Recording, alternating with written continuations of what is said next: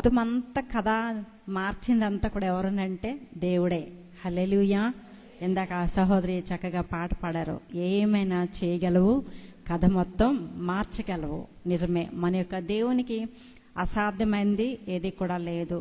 ప్రతి ఒక్క ట్రాజడీలో ఉన్న కథను, రిస్క్లో ఉన్నది, ప్రతి విధమైన ప్రతికూలమైన పరిస్థితులను అనుకూలంగా మార్చడానికి, ఆ యొక్క ఫేవరబుల్గా చేయడానికి దేవుడికి సాధ్యమైనది. కాబట్టి ఇక్కడ కూడా మనం చూసుకునేటప్పుడు ఎస్తేరు యొక్క జీవితంలోని, ఎస్తేరు వలన ఆ యొక్క యూదులందరి యొక్క జీవితంలో కూడా గొప్ప కార్యము దేవుడు జరిగించారు. ఎస్తేరును దేవుడు ఒక అన్యులు పారసీకుల దగ్గర దేవుడు తనను రాణిగా నిలబెట్టాడు. అదే గొప్ప కార్యం కదా. అన్యులు వాళ్ళు ఎలాంటి రాజుగారు అని మనం ఆలోచన చేసినప్పుడు, వష్తిని పిలవగానే ఆ యొక్క వష్తి రాకపోగానే రాజు ఏం చెప్తున్నాడంటే, ఇంకా ఇమీడియట్గా ఇంకా ఈ రాణి పదవి నుంచి ఆమెను తొలగించాలి అని చెప్పి ఇమీడియట్గా ఆమెను రాణి పదవి నుంచి తొలగించేశాడు. అంటే ఆ రాజు ఎంత పవర్ఫుల్ రాజు, ఎంత కోపిష్టి అనేది మనకు అర్థమవుతుంది. ఎందుకనంటే ఎస్తేరును యవన కన్యకలను ఏర్పాటు చేసుకోవడానికి ముందు ఆ ఎస్తేరు గ్రంథంలోని మొదటి అధ్యాయంలో చివరి వచనాలు ఏం రాస్తున్నారంటే, రాజు యొక్క ఆగ్రహము చల్లారగానే అంటున్నాడు. అంటే ఎంత పెద్ద ఆగ్రహము, ఎంత పెద్ద కోపము అని అంటే, ఆయన ఇంకా చెప్పింది చెయ్యాలి, వద్దన్నది మానేయాలి. కాబట్టి చెప్పింది ఎస్తేరు ముందు వష్టి చేయకపోగానే ఆమె రాణి పదవి నుంచి తొలగించబడింది. రెండవది, చేయకూడదు అన్నది చేయకపోయినా కూడా వాళ్ళకి ఏంటంటే మరణం తథ్యము. 2వ అధ్యాయంలో కానీ 3వ అధ్యాయంలో కానీ మనం చూసుకుంటే ఎస్తేరు ఆ యొక్క మొర్దెకైతో ఏమని చెప్తున్నారంటే, రాజుగారి దగ్గరికి వెళ్ళడానికి నాకు 30 రోజుల నుంచి పర్మిషన్ రాలేదు.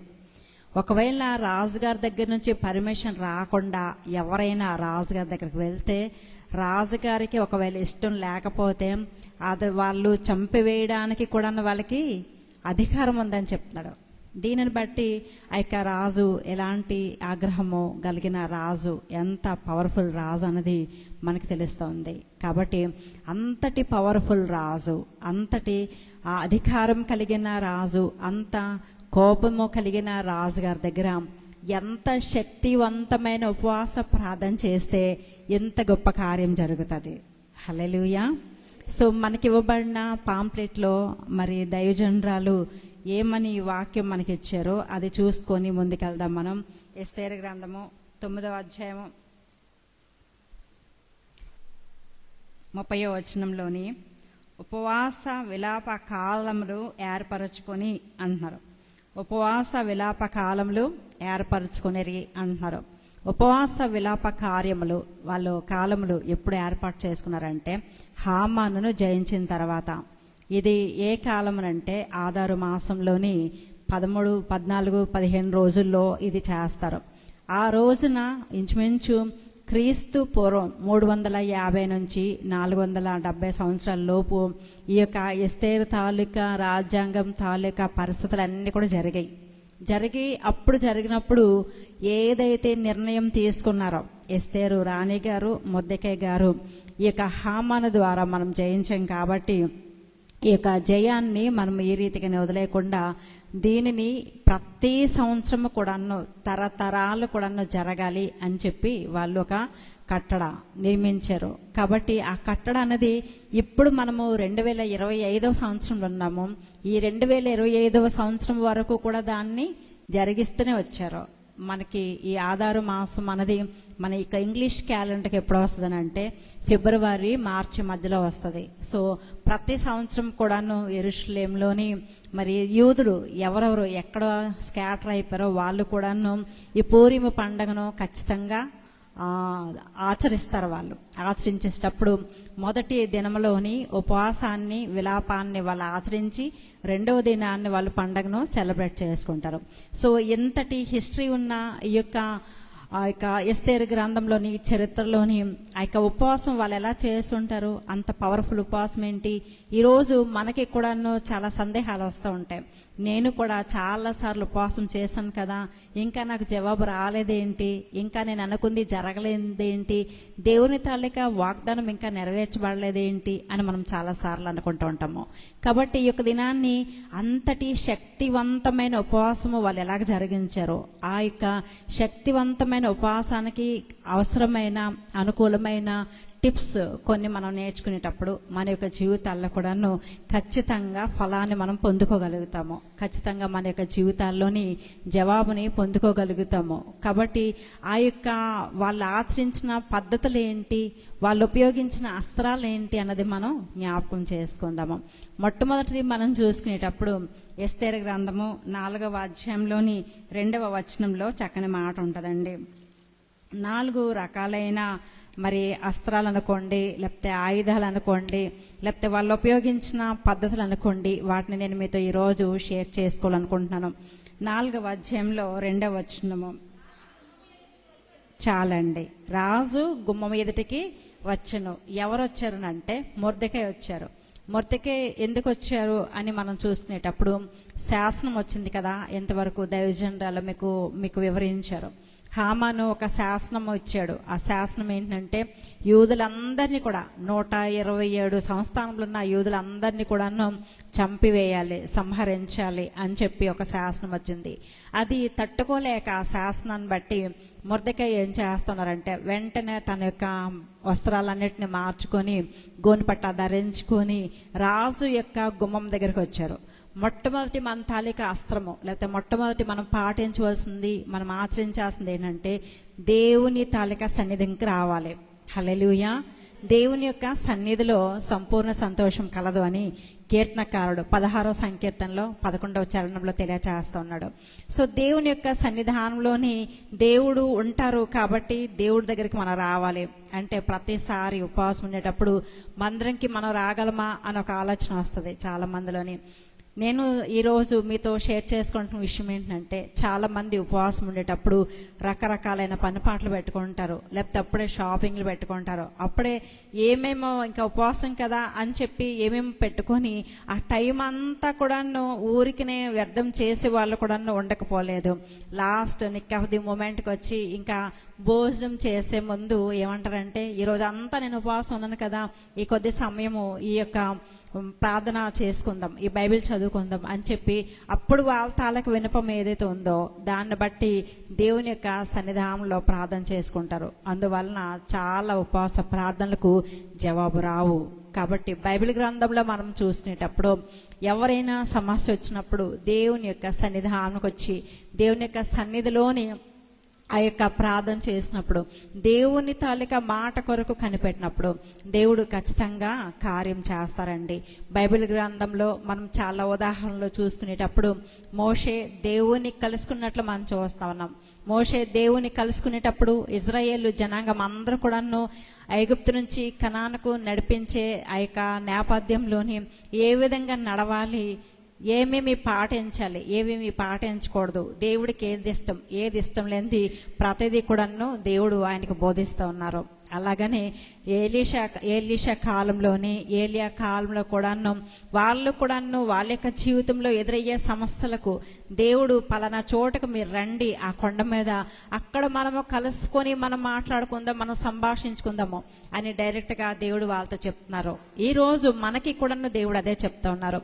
యేసు ప్రభువారు ఈ లోకంలో ఉండేటప్పుడు ఆయన యొక్క శిష్యులతో ఈ రీతిగా మాట్లాడుతూ ఉన్నారు. మత్తయి రాసిన సువార్త 6వ అధ్యాయం మనం చూసుకుంటే 6వ వచనం నుంచి కూడాను యేసయ్య ప్రభువారు ఏమని చెప్తున్నారంటే నీవు నీ గదిలోనికి వెళ్ళి తలుపు వేసుకొని నీ తండ్రితో నీ ఒంటరిగా సంభాషించాలని చెప్తున్నారు.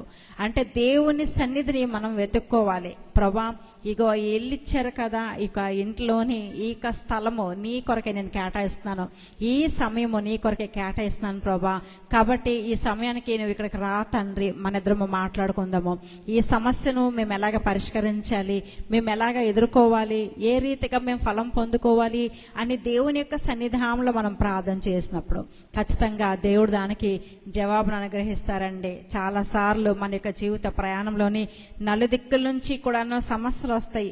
వచ్చేటప్పుడు చాలా సతమతం అయిపోయి ఆ దైవజనులకు, ఈ దైవజనులకు, ఆ యొక్క కాల్ సెంటర్లకు, ప్రేయర్ టవర్లకు, ఎవరెవరెవరికో ఫోన్ చేస్తాము. కానీ ఒక్క పని మనం చేయాలని దేవుడు ఆశిస్తూ ఉన్నాడు. రండి 2వ దినవృత్తాంతాల గ్రంథం మనం చూద్దాము. 20వ అధ్యాయం దగ్గర రాగానే ఇక్కడ యెహోషాపాతు రాజు మనకి కనబడతారు. ఇక యెహోషాపాతు రాజు దగ్గరికి కూడాను నలుదిక్కుల నుంచి కూడాను అనేక మంది యుద్ధానికి వచ్చేటప్పుడు ఆ యొక్క యుద్ధం నుంచి ఆ యొక్క యెహోషాపాతు భయపడ్డారంట. 20వ అధ్యాయంలో 3-4 వచనాలు. భయపడి యెహోవా యొద్ద విచారించుటకు మనస్సు నిలుపుకొని యోధ అంతటా ఉపవాస దినము ఆచరింపవలనని చాటింపగా యోధవారు యెహోవాని సహాయం వేడుకొనుటకై కూడుకొనిరి. యెహోవా యొద్ద విచారించుటకు యోధ పట్టణంలో ఉన్నటువంటి జనులు వచ్చిరి. యెహోషాపాతు యెహోవా మందిరంలో వ్రతశాల ఎదుట సమాజంగా చాలండి. చూడండి, యెహోవా మందిరంలో దేవుని తాలిక సన్నిధిలో వీరందరూ కూడాను కూడుకుంటున్నారు. దేవుని యొక్క సన్నిధిలోనే కూడుకొని దేవుని యొక్క సన్నిధానంలో ప్రార్థన చేస్తున్నారు. ఏమని ప్రార్థన చేస్తున్నారంటే, అయ్యి బాబోయ్ ఇంతమంది మా మీదకి వచ్చేస్తున్నారు ప్రభా, నలుదిక్కల నుంచి కూడాను మాకు సహాయం నీవే అని చెప్పి ప్రార్థన చేస్తున్నారు. ప్రార్థన చేస్తున్నప్పుడు నిజంగా రాజుగారు పాతకాలంలో ఏంటంటే వాళ్ళకి ఎవరైనా సరే యుద్ధానికి వచ్చేటప్పుడు వాళ్ళకి ఏమైనా శక్తి చాలకపోతే ఇతరుల రాజ్యంలో రాజుల వారు ఎవరైనా వీరితో సన్నిహిత సంబంధం ఉండేటప్పుడు, వాళ్ళు ఫేవర్గా ఉండేటప్పుడు వాళ్ళని పిలుచుకొని వాళ్ళతోటి వీళ్ళు స్నేహం పెంచుకొని ఇలాగా శత్రు సైన్య సమూహం వచ్చినప్పుడు వీళ్ళకి బలం చాలినప్పుడు వాళ్ళని ఉపయోగించుకునే వాళ్ళు వీళ్ళు. కానీ ఇక్కడ యెహోషాపాతు రాజు ఏం చేస్తున్నాడంటే ఏ యొక్క రాజు ఇతరుల రాజులకి కూడాను ఏ యొక్క ఇంటిమేషన్ ఇవ్వలేదు, ఏ యొక్క రీతిగా సహాయం అడగలేదు. రాజులకు రాజు, ప్రభులకు ప్రభుని సహాయం అడుగుతున్నాడు. హల్లెలూయా, హల్లెలూయా. ఒక మామూలు రాజు గారికే శక్తి ఉండేటప్పుడు మన యొక్క రాజులకు రాజు, ప్రభులకు ప్రభు ఆయన ఈ రీతిగా సెలవిస్తూ ఉన్నాడు. నేను సర్వ శరీరులకు దేవుడను, నాకు అసాధ్యమంది ఏదైనా ఉండనా అని చెప్తున్నాడు. కాబట్టి సర్వ శరీరులకు దేవుడు సమస్తమును సాధ్యం కలిగే దేవుని తలిక సన్నిధానంలో మోకరించి ప్రార్థన చేసినప్పుడు, ప్రభా దీన్ని మేము ఏ విధంగా ఎదుర్కోవాలి, ఏ విధంగా మేము పరిష్కారంకి మేము చేయాలి అని మనం అడిగినప్పుడు ఖచ్చితంగా దేవుడు సమాధానం అనుగ్రహిస్తారు. బైబిల్ గ్రంథంలో ఏ ఒక్కరైనా సరే అది రాజుగారు అవని, ప్రవక్త అవని, విశ్వాస అవని దేవుని సన్నిధిలో కనిపెట్టినప్పుడు దేవుడు వారికి జవాబునిచ్చారు, పరిష్కారం ఇచ్చారు. ఆ రీతిగా వారి యొక్క జీవితంలోని మంచి ఫలాన్ని పొందుకున్నారు. హల్లెలూయా. ఈరోజు మీరందరూ కూడా చాలా మంచివారు. మీ గురించి చాలా మంచి సాక్ష్యం దైవజనరాలు చెప్పారు. ఎంత సమయమైనా దేవుని యొక్క సన్నిధానంలో మా బిడ్డలు ఉంటారండి, చక్కగా వింటారండి అని చెప్పారు. కాబట్టి ఇంత మంచి బిడ్డలు మరి కేవలం ఈ రోజు మాత్రమే కాకుండా ఇంటి దగ్గర కూడాను ఒక ప్రత్యేకమైన సమయాన్ని కేటాయించుకునండి. ఇప్పటి వరకు కూడా మీరు ఎంత సమయాన్ని దేవునికి వెచ్చిస్తూ ఉన్నారో, ఇంకా ఈ రోజు నుంచి ప్రభా ఇంకొంత సమయం ఎక్కువగా నేను మీ కొరకు కేటాయిస్తాను, ప్రార్థన చేస్తాను ప్రభా అని చెప్పి మనం ప్రార్థన చేయాలి. అది కేవలం మన యొక్క వ్యక్తిగతమైన విషయాల గురించే కాకపోవచ్చు, మన యొక్క కుటుంబం గురించే కాకపోవచ్చు, మన యొక్క వైవాహిక జీవితం గురించే కాకపోవచ్చు, కానీ మన చుట్టుప్రక్కల మన యొక్క సంఘంలోని మన యొక్క దైవజనుల కోసము, మన యొక్క తోటి విశ్వాసుల కొరకు, అనేకుల కొరకు ప్రార్థించవలసిన అవసరం మనకు ఎంతైనా ఉన్నది. హల్లెలూయా. ఈ రోజుల్లో దేవుడు ఉపవాస విలాపాలు చేసేవారిని గురించి దేవుడు ఎత్తుకుంటున్నాడంట. ఆ లిస్టులో మనం ముందుగాక. హల్లెలూయా. సో దేవుడు మొట్టమొదటిగా వాళ్ళు దేవుణ్ణి ఫేవర్ చేసిన విషయం ఏంటంటే దేవుని యొక్క సన్నిధానంలోని కనిపెట్టడం. ప్రతిరోజు కూడా దేవుని యొక్క సన్నిధానంలోని కనిపెట్టి మొర్దెకై యొక్క విశ్వాస జీవితంలోని ఆ యొక్క హామాను జయించే నేపథ్యంలోని వారు చేసిన కార్యం ఇది. కాబట్టి ఎస్తేరు కూడా ఏమని చెప్తున్నారంటే, మీరందరూ వెళ్ళిపోయి సమాజ మందిరంలో కూడుకొని 3 రోజులు కూడాను ఉపవాసము చేయండి అని చెప్తా ఉంది. దేవుణ్ణి వేడుకొనండి. ఆ యొక్క రాజుగారు అయితే చాలా కఠినుడు కావచ్చు, చాలా కోపగ్రస్తుడు కావచ్చు, చాలా అధికారం ఉన్నవాడు కావచ్చు. మనము మన యొక్క రాజులకు రాజుని మనము ఆహ్వానించినప్పుడు, మన యొక్క రాజులకు రాజుని ఆయన మనం ఆశ్రయించినప్పుడు, ఈ రాజుగారి తల్లిక మనసును మనకి ఫేవరబుల్గా ఆయన మారుస్తాడు. హల్లెలూయా, హల్లెలూయా. కాబట్టి మొట్టమొదటి మనం చేయాల్సిన పని ఏంటంటే దేవుని యొక్క సన్నిధానంలో కనిపెట్టాలి. దేవుడు మనకి ఏదైతే సెలవు ఇవ్వబోతా ఉన్నారో దాని గురించి మనం కనిపెట్టాలి. రెండవది, మనం చూసుకునేటప్పుడు విశ్వాసం ఉంచాలి, నమ్మకం ఉంచాలి. మన యొక్క దేవుడు కార్యము చేయగలడు అని నమ్మకం ఉంచాలి. యేసు ప్రభువారు ఈ లోకంలో ఉండేటప్పుడు ఆ యొక్క సువార్త ఆయన ప్రకటిస్తున్న నేపథ్యంలోని ఎక్కువ శాతము స్వస్థపరిచినప్పుడు ఆయన పలికిన మాట ఏంటి? నీ విశ్వాసం నిన్ను స్వస్థపరచబడింది అని చెప్తున్నాడు. కాబట్టి దేవుడు కోరుకునేది ఏంటంటే మన ద్వారా నమ్మకత్వాన్ని, విశ్వాసాన్ని ఆయన కోరుకుంటున్నాడండి. విశ్వాసం లేకుండా దేవునికి ఇష్టడైండుట అసాధ్యం అని దేవుని తల్లిక లేఖన భాగం తెలియచేస్తుంది. మనము నమ్మకం కలిగి ఉండాలి. దేవుని నమ్మకం కలిగి ఉండేటప్పుడు ఆయన ఖచ్చితంగా చేస్తారు. ఒకసారి మరలా యెహోషాపాతు రాజు దగ్గరికి వద్దామండి. ఆయన యొక్క జీవితంలో ఆయన ఇలాగా ప్రార్థన చేశారు కదా, ఇందాక మనం చూసినప్పుడు సమాజం మందిరంలో ప్రార్థన చేసేటప్పుడు దేవుడు వారికి ఒక పరిష్కారాన్ని అనుగ్రహించారు. దేవుడు వారికి పరిష్కారం అనుగ్రహిస్తూ ఏమని చెప్తున్నారంటే 2వ దినవృత్తాంతాల గ్రంథంలోని 20వ అధ్యాయంలోని 20వ వచనంలో చక్కని మాట ఉంటది. మీ దేవుడైన యెహోవాను నమ్ముకొనుడి, మీ దేవుడైన యెహోవాను నమ్ముకొనండి అంటున్నాడు. దేవుడైన యెహోవాను నమ్ముకొనండి అని చెప్తున్నాడండి. ఇక్కడ మనం చూసుకునేటప్పుడు మరి ఇక్కడ ఎస్తేర్ అవనండి, మొర్దెకై అవనండి, దేవుణ్ణి ఎలాగా నమ్ముకున్నారంటే మేము ప్రతిరోజు కూడాను దేవుని యొక్క సన్నిధానంలో కనబడుతున్నాము, దేవుని యొక్క సన్నిధానంలో టైం స్పెండ్ చేస్తున్నాము, ఈ యొక్క ఉపవాసం కూడా చేస్తున్నాం. కాబట్టి మా దేవుడు కార్యము చేయడానికి సమర్థుడు అంటున్నాడు. హల్లెలూయా. మరి ఈ మాట ఇంకొకరు కూడా చెప్పారు. ఎవరైనా మీకు ఐడియా ఉందా? షద్రక్, మేషక్, అబేద్నెగోలు ఈ మాట చెప్పారు. అగ్నిగుండంలో పడద్రోయడానికి వాళ్ళకి ఒక పెద్ద సమస్య వచ్చింది. పెద్ద సమస్య వస్తే మా దేవుడు మమ్మల్ని రక్షించడానికి సమర్థుడు అంటున్నారు. అంటే ఎంత విశ్వాసం కదా, ఎంత గొప్ప విశ్వాసము కదా. హల్లెలూయా. అంటే అంత గొప్ప విశ్వాసం ఈరోజు మనకి కలిగి ఉండాలి. మనకి అంటే ఎందుకు కలిగి ఉండాలని నేను చెప్తున్నానంటే, మనం ప్రయాణం చేస్తాము విశ్వాస యొక్క జీవితంలోని, కానీ మధ్యలో ఎదురయ్యే సమస్యలకు, ప్రతికూలమైన పరిస్థితులకు ఏమవుతుందనంటే దేవుడు చేయగలడో లేదో, ఈరోజు చేయలేదు కదా, రేపు చేయలేదు కదా, నెల అయిపోయింది కదా, సంవత్సరం అయిపోయింది కదా, ఇంకా చేయడేమో, ఎలాగైతే చేయడేమో దేవుడు అని చాలాసార్లు సందేహం వస్తూ ఉంటుంది. ఏంటి రాదా? వస్తుంది కదండి. హల్లెలూయా.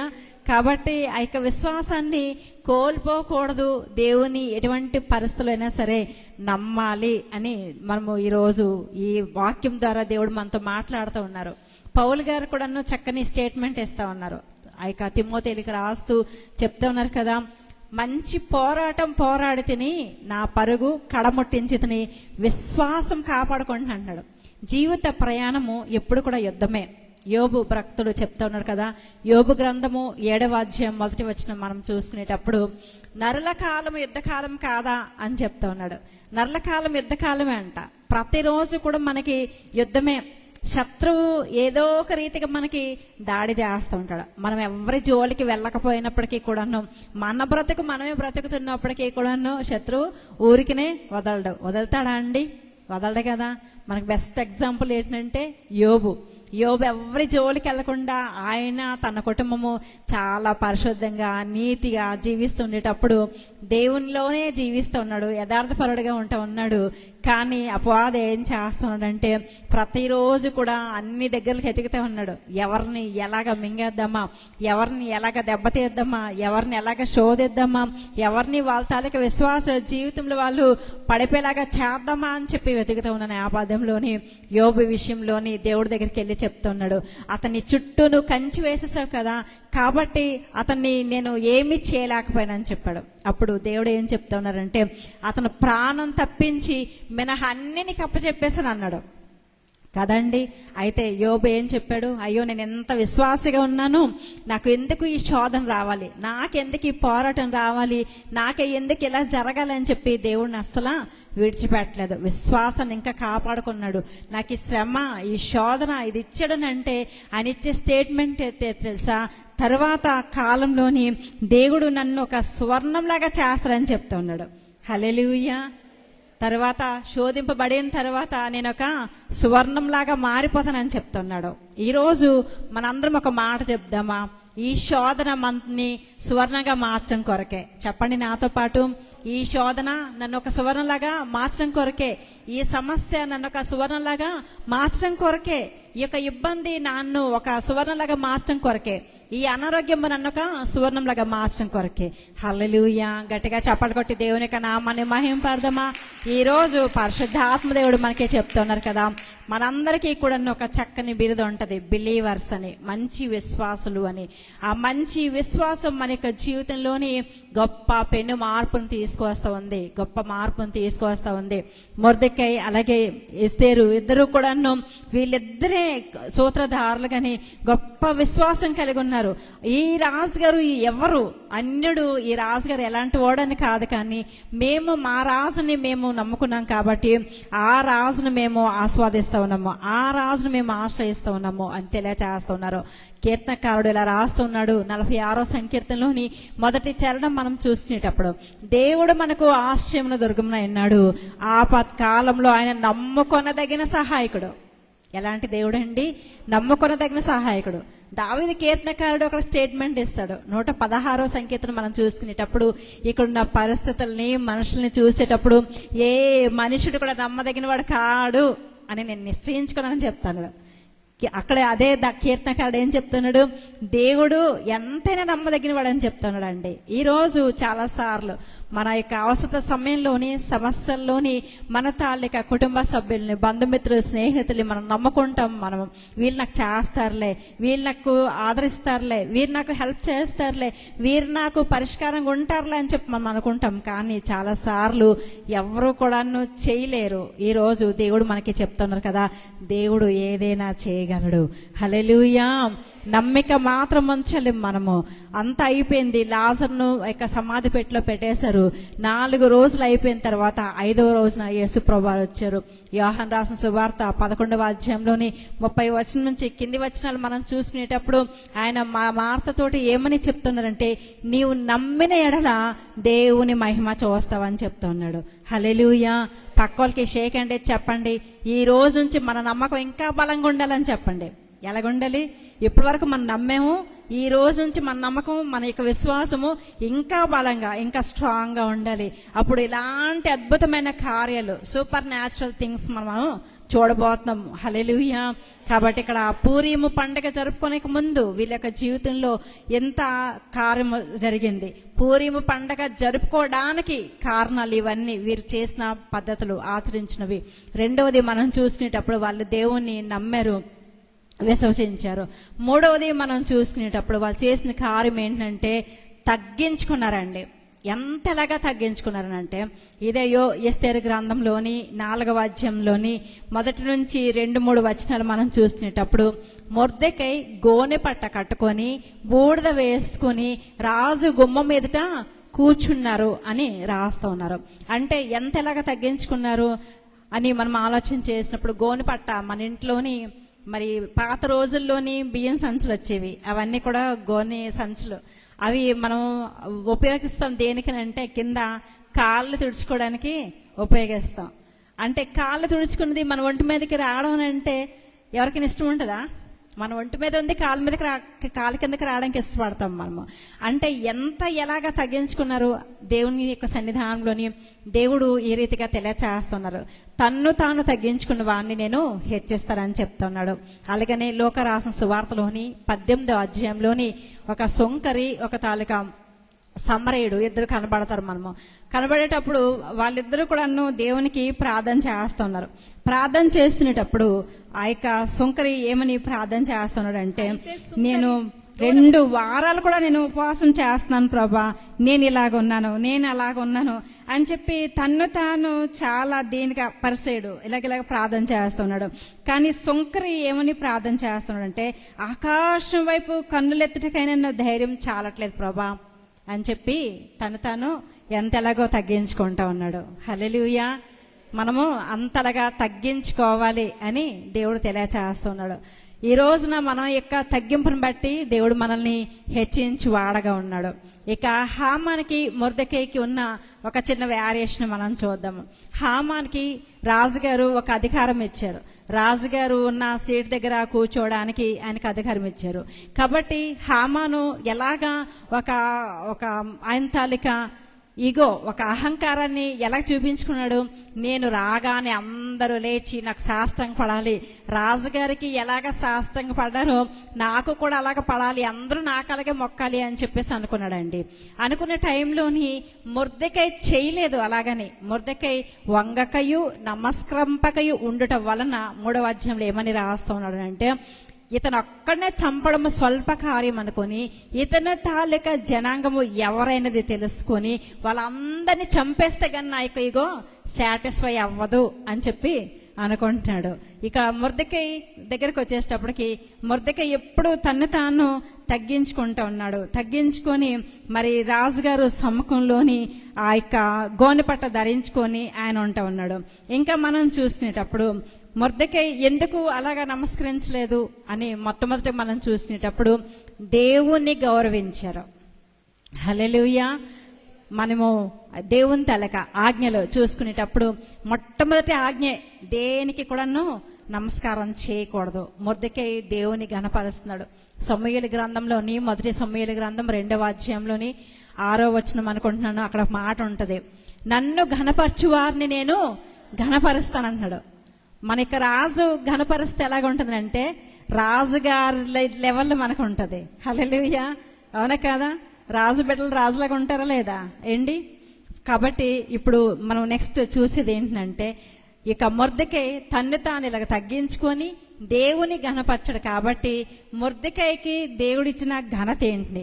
ఆ యొక్క హామాను తన్ను తాను హెచ్చించుకొని రాజుగారు అంత సమానంగా చేసుకోవడం వలన అతనికి వచ్చిన ఒక బ్యాడ్ ఏంటని మనం చూసినప్పుడు, ఏ యొక్క హామాన్ అయితే ఈ యొక్క మొర్దెకైని చంపాలి అని అనుకునేటప్పుడు అతను ఈ యొక్క జనాంగం అందరినీ చంపాలనుకున్నాడు కదా. చంపాలనుకునేటప్పుడు ఇంకా అతని కోపము చల్లారకుండా అతను ఏమనుకుంటున్నాడంటే, మొర్దెకైని ఫస్ట్ చంపేద్దాం అని అనుకుని ఎస్తేరు గ్రంథంలోని 2వ అధ్యాయం దగ్గర రాగానే తన యొక్క భార్య దగ్గరకు కుటుంబానికి వెళ్ళిపోయి, ఇగో ఇక అతను చూస్తూ ఉంటే నాకు చాలా కోపం వచ్చేస్తుంది, ప్రతిరోజు కూడా నేను చూస్తున్నాను అతన్ని, ప్రతిరోజు చూసినప్పుడు అతను నాకు నమస్కరించట్లేదు, ఎప్పుడో ఈ యొక్క శాసనము ఈ యొక్క చట్టము అమలైనటప్పటికి ఈ కోపం అంతా నాకు ఏమైపోద్దో అని చెప్పేటప్పుడు ఆ యొక్క కుటుంబము ఏమని సలహా ఇచ్చారంటే, సరే ఒక పెద్ద ఉరికయ్య ఒకటి తవ్వించమంటున్నాడు. పెద్ద ఉరికయ్య ఒకటి తవ్వించి దానికి ఉరి తీసేద్దాం అతన్ని అని చెప్పి ఆ రాత్రి అంతా కూడాను తన యొక్క భార్య స్నేహితులు అందరూ కూడా అలాగ చేస్తున్నారండి. ఇటువైపున మొర్దెకై, ఎస్తేరు, ఈ యొక్క ఇశ్రాయేలు జనాంగము యోధ వంశం వారందరూ ఏం చేస్తున్నారంటే దేవునికి ఉపవాస ప్రార్థన చేస్తున్నారు. ఉపవాస ప్రార్థన చేస్తుండేటప్పుడు ఆ యొక్క రాజుగారికి దేవుడు మనసుని కలవరపరిచేస్తున్నాడు. ఈ యొక్క ఎస్తేరు ఏదో చెప్దాం అనుకుంది, ఏదో జరుగుతూ ఉంది అని చెప్పేసి అనుకుంటూ ఉన్నాడు. కాబట్టి ఆ రాత్రి కాల సమయంలోని అతనికి నిద్ర పట్టకపోవడం వలన అదే రోజు రాత్రి అతను ఏం చేస్తున్నాడంటే రాజపు గ్రంథాన్ని తీసుకుని వచ్చి చదువుతూ ఉన్నారు. ఇప్పుడు అక్కడ ఆ విషయము ఏం చదివాడనంటే, మొర్దెకై ముందు రోజుల్లోని రాజుగారికి ఒక కీడు జరగబోతోంది. ద్వారపాలకులు అతన్ని చంపాలనుకున్నారు.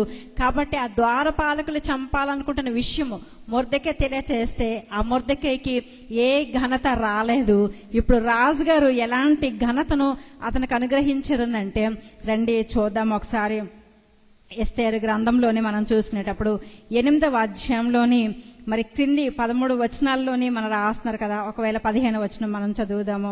అప్పుడు మొర్దెకై ఓదావర్ణంను తెలుపు వర్ణంను గల రాజవస్త్రమును బంగారపు పెద్ద కిరీటమును అవిసెనారతో చేయబడిన ధూమ్ర వర్ణం గల వస్త్రమును ధరించుకున్న వాడే రాజు సముఖము నుండి బయలుదేరను. హల్లెలూయా, హల్లెలూయా.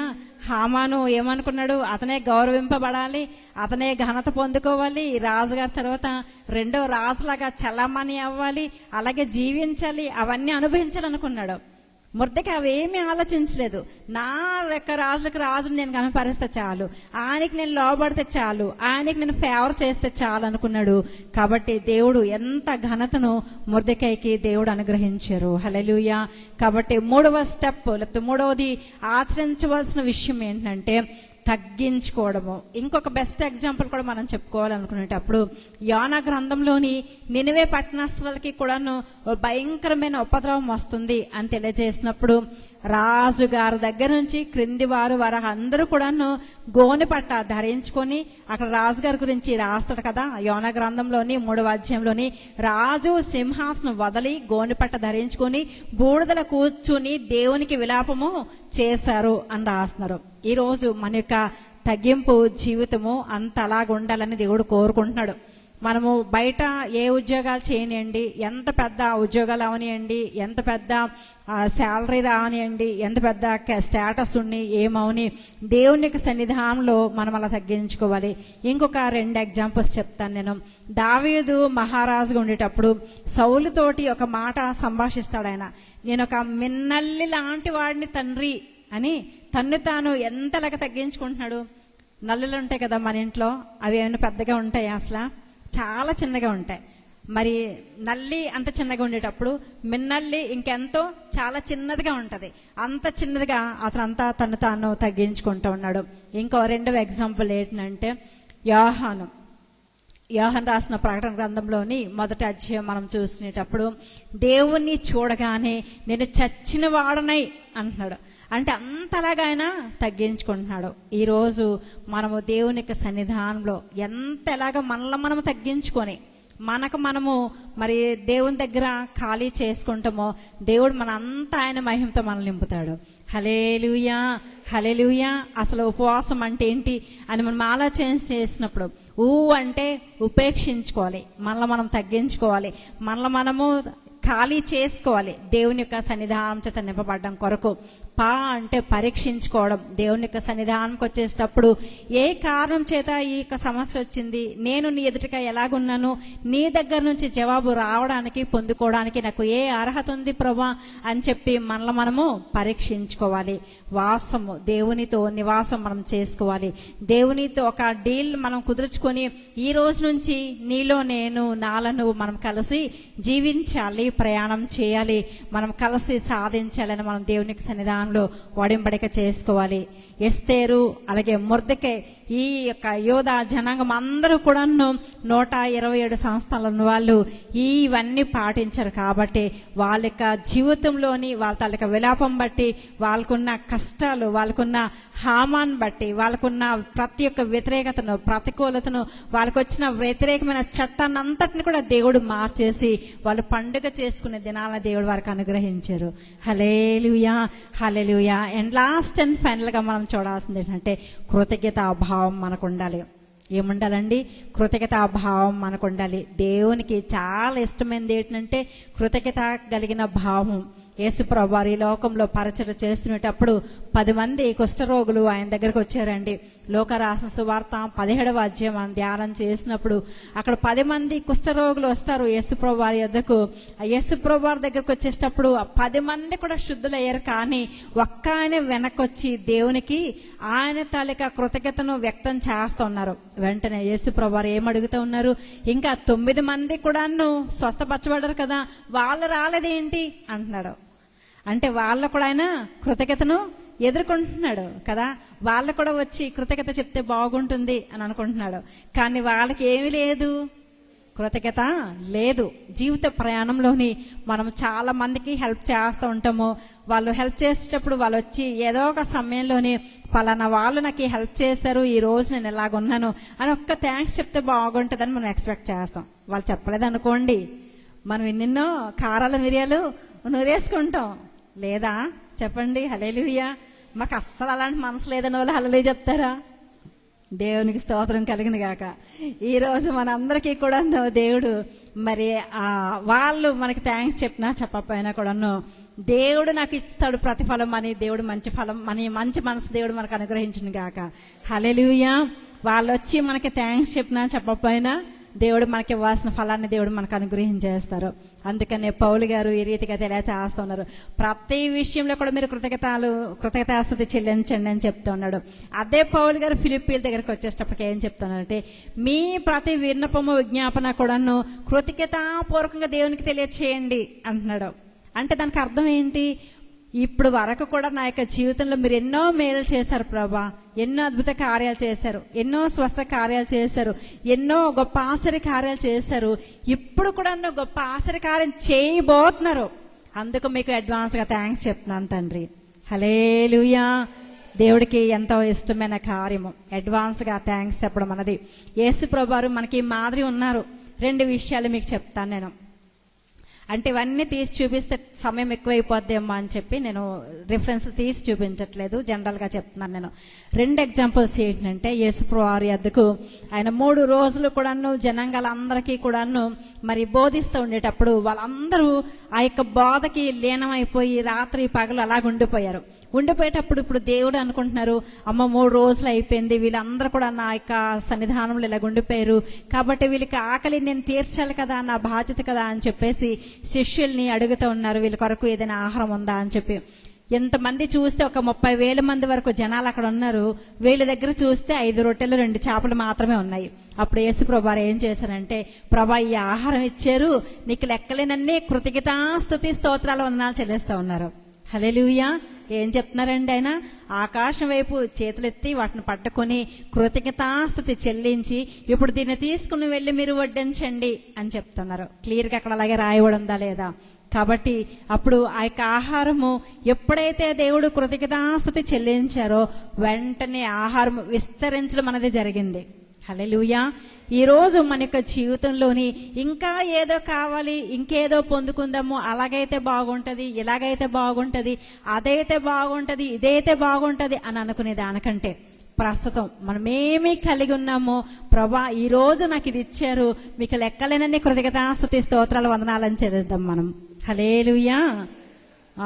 ఎందుకంటే జీవిత ప్రయాణంలోని సైకిల్ ఉన్నవాడు అనుకుంటాడట, ప్రభా అది నడుచుకొని వెళ్తున్నాడు తండ్రి, నాకు ఈ సైకిల్ ఇచ్చాడు నీకు వందనాలు అనుకుంటాడంట. పక్కన బైక్ మీద వెళ్తున్న వాడు అనుకుంటాడట, ఆ వ్యక్తికి సైకిలే ఉంది తండ్రి, నాకు బైక్ ఇచ్చావు నీకు వందనాలు అని చెప్పుకుంటాడంట. ఆ పక్కనున్న కారులో వెళ్తున్న వ్యక్తి, ఆ వ్యక్తికి బైకే ఉంది ప్రభా, నాకు ఈ కారు ఇచ్చావు నీకు వందనాలు అని చెప్తాడంట. హల్లెలూయా. ఆ రీతిగా మనం అన్ని విషయాల్లో దేవునికి కృతజ్ఞతాస్తుతి చెల్లించగలిగినప్పుడు మనకి జీవితాల్లో ఇంకా ఏది అవసరం ఉందో, ఏది అక్కర కలిగి ఉందో దేవుడు మనం అడగక ముందే దేవుడు మనకు అనుగ్రహిస్తారు. హల్లెలూయా. మనం దేవుని దగ్గర నుంచి పొందుకోవడానికి ఒక మంచి టిప్ ఏదైనా ఉందంటే దేవునికి కృతజ్ఞతాస్తుతి చెల్లించడమే. 2వ ఉదాహరణ ఏంటంటే, యేసు ప్రభువారు ఈ లోకంలో ఉండేటప్పుడు లాజరు సమాధి దగ్గరికి వచ్చినప్పుడు, యోహాను రాసిన సువార్త 11వ అధ్యాయంలోని అక్కడ 30 వచనం నుంచి కింది వచనాలు మనం చూసుకునేటప్పుడు ఆ సమాధి దగ్గరికి వచ్చినప్పుడు ఆ యొక్క శవము వైపు దేవుడు చూస్తూ తండ్రి దేవునికి ఏమని ప్రార్థన చేస్తున్నాడంటే, ప్రభా నీవు నా మనవి విన్నావు, నీకు కృతజ్ఞతాస్తుతులు చెల్లిస్తానని చెప్తూ ఉన్నాడు. హల్లెలూయా. ఏం చెప్తున్నారు? శవం వైపు చూసి, శవం ఇంకా బ్రతకలేదు, లాజరు బయటికి రాలేదు, కానీ దేవునికి ఏం చెప్తున్నాడంటే, నా ప్రార్థన నీవు విన్నావు, నీకు కృతజ్ఞతాస్తుతి చెల్లిస్తున్నానని చెప్తున్నాడు. ప్రియమైన దేవుని బిడ్డలారా, ఈరోజు కూడాను మన యొక్క జీవిత ప్రయాణంలోని మనము కూడా కృతజ్ఞతాస్తుతి చెల్లించాలి. సమస్య వచ్చిందా, శోధన వచ్చిందా, బాధ వచ్చిందా, ఇరుగు వచ్చిందా, ఇబ్బంది వచ్చిందా, అనారోగ్యం వచ్చిందా, వాటిని చూసి మనం కృంగిపోకూడదు. దేవుని దగ్గరకు వచ్చి, దేవా నాకు నాకే ఎందుకు ఇలాగ ఇచ్చివని దేవుణ్ణి నిందించకూడదు. మరి ఆ కోపము, ఆ ఫ్రస్ట్రేషన్ అంతా కూడాను కుటుంబంలోని భర్తతోటో, పిల్లలతోటో, భార్యతోటో, లేకపోతే ఇంకా ఎవరితోటో ఏది కూడా నా ఫ్రస్ట్రేషన్ మనం చూపించకూడదు. డైరెక్ట్గా దేవుని దగ్గరికి వెళ్ళి, దేని ద్వారా నాకు ఏ మేలు చేయబోతూ ఉన్నావో, దేని ద్వారా నాకు ఏ మంచి ఇవ్వబోతూ ఉన్నావో, దేని ద్వారా ఏ ఘనతను నాకు ఇవ్వబోతూ ఉన్నావో అందుని బట్టి నీకు కృతజ్ఞతాస్తుతి చెల్లిస్తానని మా దేవునికి చెల్లించాలి. హల్లెలూయా, హల్లెలూయా. ఈ 4 విషయాలు కూడాను ఎస్తేరు, మొర్దెకై పాటించారు. ఆ కృతజ్ఞత అన్నది ఆ రోజు వరకే ఉండిపోకూడదు. తరతరాలు కూడాను ఈ కృతజ్ఞత అనేది దేవునికి మనం చెల్లించాలని ఈ ఉపవాస విలాప కాలాలని వాళ్ళు ఏర్పాటు చేయడం జరిగింది. పూర్యమును ఏర్పాటు చేయడం జరిగింది. అదే ఇన్ని సంవత్సరాలు కూడాను వాళ్ళందరూ కూడాను పాటిస్తూ వచ్చారు. మనందరం కూడాను ఈరోజు దేవుని బిడ్డలుగా మన యొక్క జీవిత ప్రయాణంలో కూడాను మనం ఏమి పొందుకోవాలి, మనం ఏమి ఆ దేవుని దగ్గర నుంచి ఫలము సాధించాలి, మనకే పరిష్కారం కావాలనుకోవాలన్నా ఈ 4 విషయాలు మనం పాటించాలండి. మొట్టమొదటిగా మనము దేవుని యొక్క సన్నిధిని మనం ఏర్పాటు చేసుకోవాలి. మన యొక్క కుటుంబంలోని, మన యొక్క గృహంలోని, మన యొక్క మందిరంలోని, ప్రభా ఖచ్చితంగా నేను నీ సన్నిధిలో కనబడతాను, నీతో నేను టైం స్పెండ్ చేస్తాను, ఈ టైం నీకు ఇచ్చేస్తాను ప్రభా, ఈ టైం అంతా మన ఇద్దరమే కలిసి మన ఇద్దరం కూడా సంభాషించుకుందాం, మన ఇద్దరం ముచ్చటించుకుందాం ప్రభా అని అనుకుంటే దేవుడికి చాలా ఇష్టమైంది. రెండవది విశ్వాసం ఉంచాలి, నమ్మకం ఉంచాలి. మూడవది మనల్ని మనం తగ్గించుకోవాలి. 4వది కృతజ్ఞతా భావం ఉండాలి. ఈ 4 విషయాలు కూడాను మన యొక్క ఆధ్యాత్మికమైన జీవిత ప్రయాణంలోని, దైనందిన జీవిత ప్రయాణంలోని గొప్ప గొప్ప గొప్ప మేలును తీసుకొస్తాయి, గొప్ప గొప్ప జవాబును తీసుకొస్తాయి, గొప్ప గొప్ప ఫలాలను తీసుకొస్తాయి, గొప్ప గొప్ప ఫలితాలను తీసుకొస్తాయి.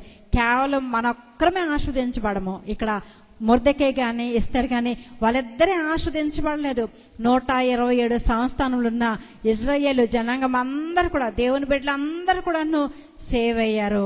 అలాగనే ఈ మాటలు తలంచుకొని, ఈ మాటలు ధ్యానం చేసుకుని, ఈ విషయాలు ఆచరించి ఇప్పటికీ 2025 సంవత్సరాల్లోని ఎంతమంది దేవుని ద్వారా మేళ్ళు పొందుకున్నారు, ఎంతమంది దేవుని ద్వారా మరి ఆస్వాదించబడ్డారు, ఎంతమంది మన ఆస్వాదల కారణం వాళ్ళే కదా. కాబట్టి మనల్ని కూడా దేవుడు అలాంటి కారణాలుగా ఉంచుతారండి. కాబట్టి ఈరోజు మీరు ఏ యొక్క నేపథ్యంతో ఈ 3 రోజులు ఈ ఉపవాస కూడికలు పెట్టుకున్నారో, మీరు ఏ విషయాల కొరకు ప్రార్థన చేస్తున్నారో, మీ కుటుంబాల కొరకు, మీ యొక్క బిడ్డల కొరకు, మీ యొక్క భర్త కొరకు, భార్య కొరకు, ఇంకా పరిచర్య కొరకు, ఉద్యోగాల కొరకు, వ్యాపారాల కొరకు దేవుడు ఎస్తేరు యొక్క జీవితంలోని, ఇజ్రాయేలు జనాంగం యొక్క జీవితంలోని వచ్చిన ప్రతికూలమైన చట్టాన్ని దేవుడు మార్చి వాళ్ళందరినీ కూడా క్షేమంగాను సంతోషంగా ఉంచి, వాళ్ళందరూ కూడాను పండుగ చేసుకునే దినాలుగాను, విందు చేసే దినాలుగాను, శుభదినాలుగాను, వాళ్ళందరూ ఒకరికొకరు గిఫ్ట్లు ఇచ్చుకునే దినాలుగాను దేవుడు చేశారంటే ఈరోజు మన విషయంలో చేయరా? ఖచ్చితంగా చేస్తారు. ఒక 5 నిమిషాలు లేచి దేవునికి సన్నిధానంలో ప్రార్థన చేద్దామా, ముగించేసుకుందాం. Only 5 minutes. ఇప్పటి వరకు మీ యొక్క జీవితంలోని ఎన్నో